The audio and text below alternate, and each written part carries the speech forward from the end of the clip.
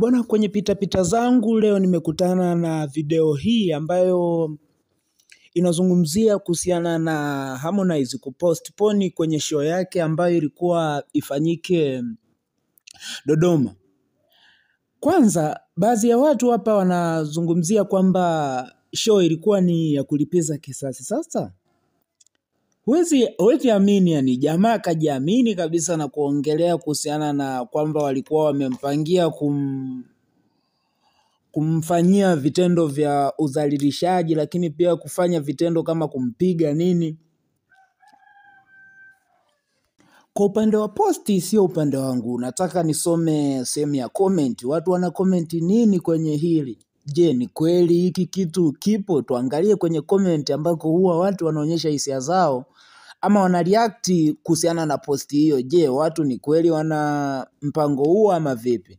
Ngoja tuangalie kwenye comment section ni kipi kinaendelea ama ni nini ambacho watu wanawaza. Je, ni kweli anachokiongea huyu jamaa ama vipi? Ngoja tuangalie kwenye sehemu ya comment. Tupite na baadhi ya comment ili tuangalie watu, je, ni kweli anachokisema huyu jamaa, je, ni kweli? Ama watu wanalichukuliaje hili swala kwa Tanzania, lakini pia kwa mashabiki zake wanalichukuliaje hili swala? Nitasoma comment zote, upande wa negative, lakini pia nitasoma comment ambazo zinakuwa na upande wa positive. Je, ni kweli watu wamefikia kuwa na mawazo kiasi hiki kwa wasanii wao? Ama je, ni kweli watu wamefikia unyama kiasi hiki? Yaani watu wamekuwa na roho ngumu mpaka kutaka kupiga watu ama kupiga wasanii wao. Ngoja tuangalie mpaka mwisho. Mwisho wa siku unaweza comment kwenye comment section hapo.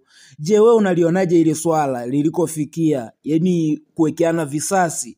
Unalionaje ile swala? Je, ni swala zuri kwa taifa? Je, ni swala zuri kwa wasanii? Je, ni swala zuri kwa wananchi ama vipi? Unaweza kudondosha comment hapo chini kwenye comment section. Wakati nikiwa nipo free nitajibu hizo comment. Hivyo endelea kutazama hii video uone kitu ambacho kinaendelea.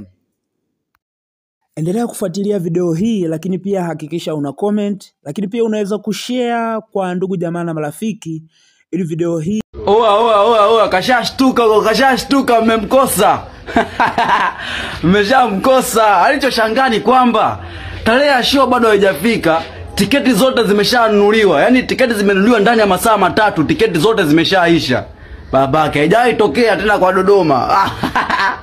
Kumbe ashikaji amenunua tiketi zote, lakini sasa viingiliwa naingia na malungu. Waje walipize.